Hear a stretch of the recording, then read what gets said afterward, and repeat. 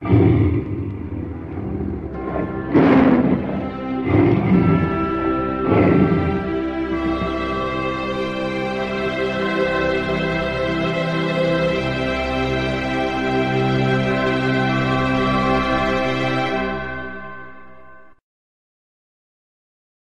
a red pill risk area.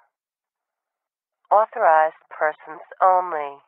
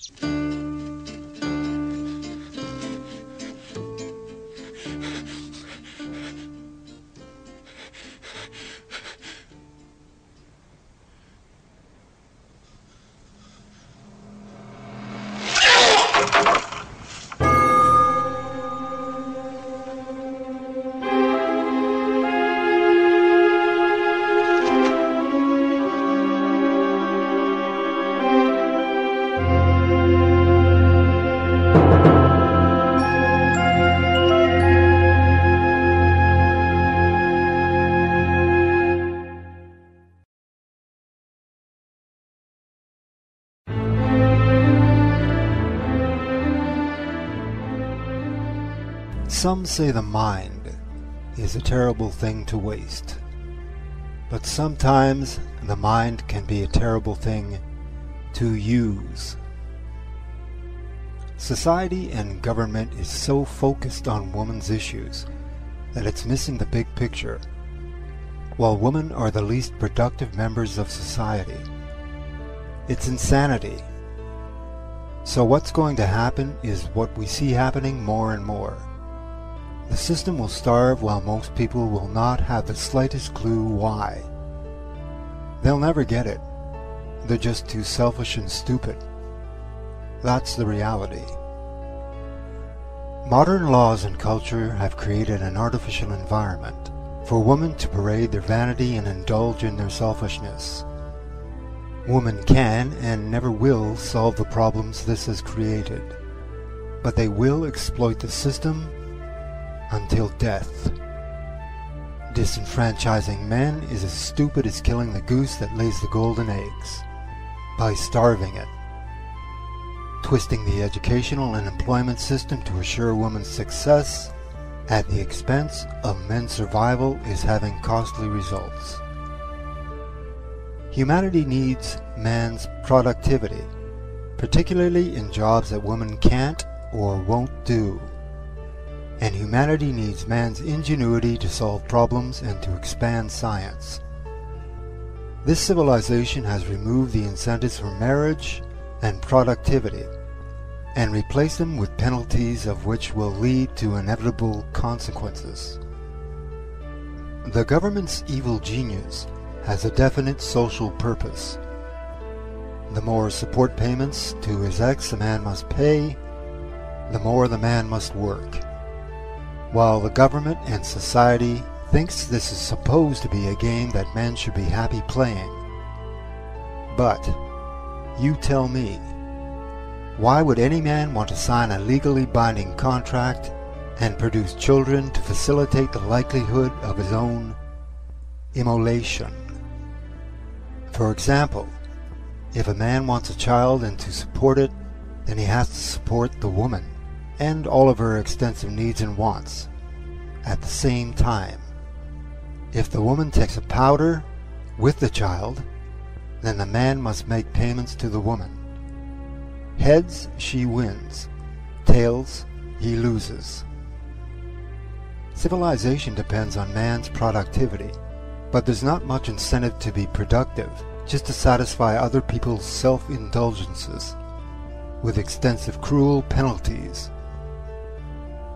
Here are some highlights from girlwriteswhat's video, Fempocalypse, with more examples. Society is sooner or later going to reach a fempocalypse. Men who are married and have children, especially if they have a sense of ownership in the philosophical, if not property rights sense, of those children, are more motivated to labor at full capacity and to accumulate wealth. Historically, within marriage, when a child is born, a man will often scale up his participation in paid work. Even now that we have safe, easy indoor jobs that pay decently, women still seem to require the surplus labor that used to be provided by husbands and fathers. They get that surplus labor now from the state. Men contribute a disproportionate amount of tax revenue to government coffers. Women also get that surplus labor in the form of forcible extractions through alimony and child support from divorced fathers, or child support from single men who often didn't even consent to become fathers. Consider also that when a family breaks up, you suddenly need 2 households and almost twice the money to support the same number of people, to provide a quality of life for everybody that will still be less comfortable than it would have been if they were still together. And as I mentioned above, when fathers don't have access to their children, they're generally less productive. Fathers who never wanted children are probably in the same boat as those who were banished from the lives of children they did want, especially since they're penalized for their productivity. The more they earn, the more is taken in child support. So not only are they not motivated to be more productive through a sense of ownership of their children, they're incentivized to be even less productive than they might have been, because any surplus they generate is going to be seized anyway. Women are also, for the most part, consciously or unconsciously hypergamous. I keep hearing the term nanny state used by political pundits, but really, in effect, we have a daddy state. Men pay into the system in taxes and direct payments, and women withdraw from it in the form of alimony, child support, tax benefits, subsidized healthcare, daycare and housing, government-sponsored after-school programs, income top-ups, welfare and food stamps. Let's look at some of the other costs of single motherhood, especially when fathers are completely absent, through the statistical disadvantages to their children.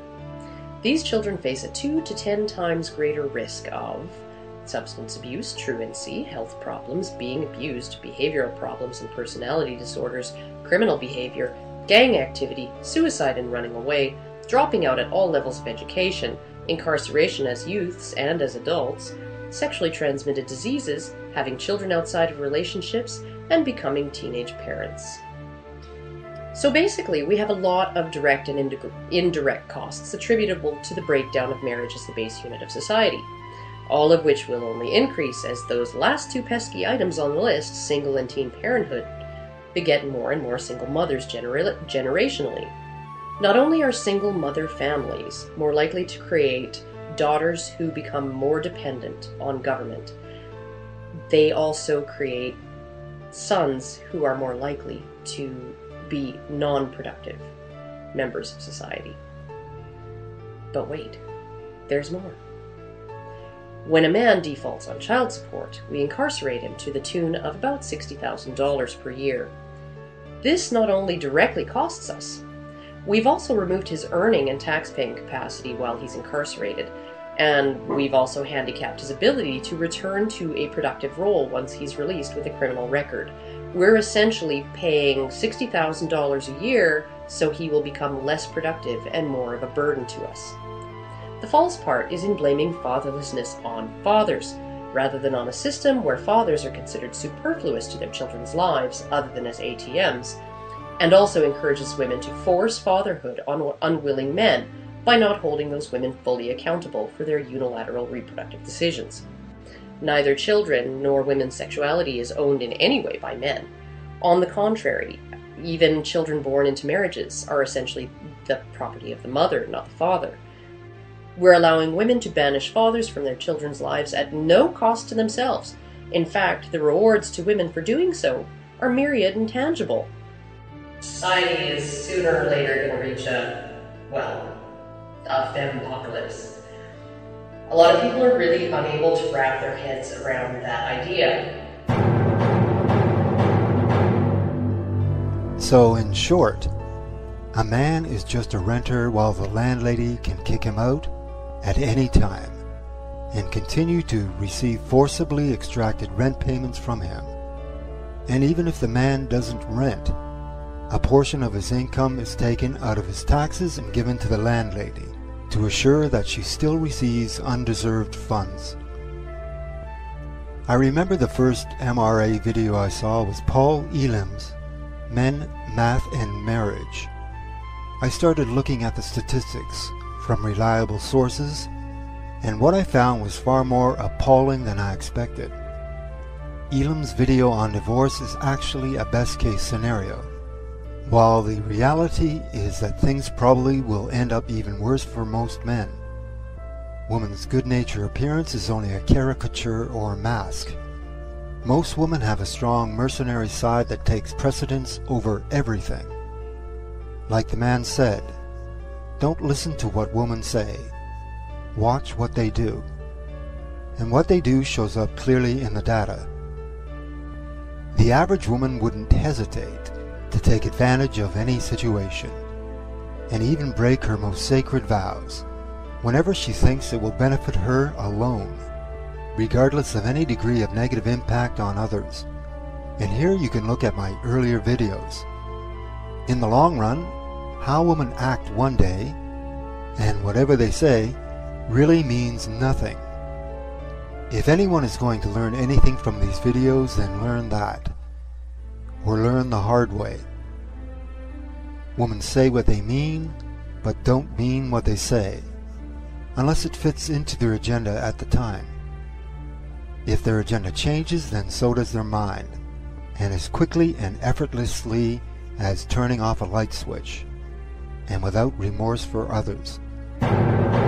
So here, using the Titanic statistics as an example, women's first priority is self-preservation. Then come the children, and then men, at least as an afterthought. So if a woman feels having a child might interfere with her life, then she'll abort and kill it. If a man gets in the way of her wishes, then she'll dump him and take him to the cleaners, without the slightest feeling of guilt or shame. The idea of self-sacrifice is replaced by self-centeredness.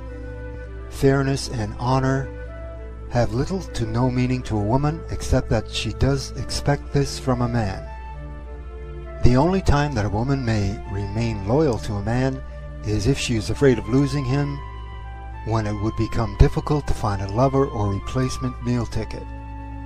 Surrogates such as pussy chasers, welfare, and seizing support payments make a man totally expendable.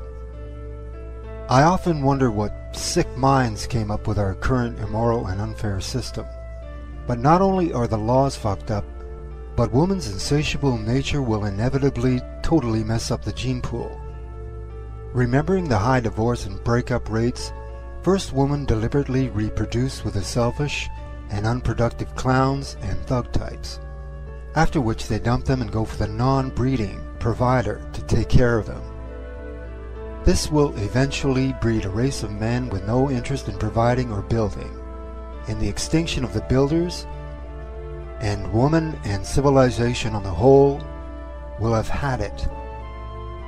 Now if you tack on the future repercussions of the amassing national debt and the inevitable exhausting of our fuel and natural resources, all this will certainly lead to the near extinction of the human race, if not its total extinction.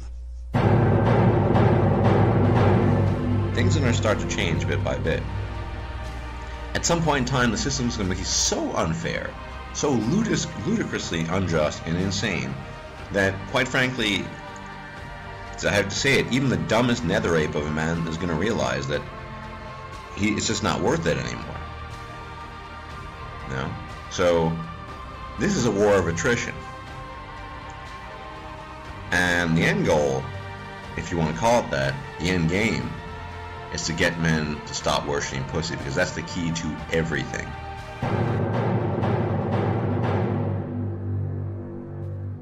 And now, a word from Lawshorizon about the next video.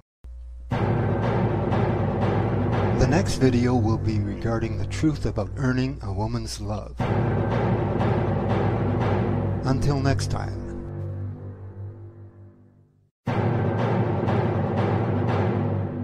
This is what one moment of passion can bring on a man, Philip.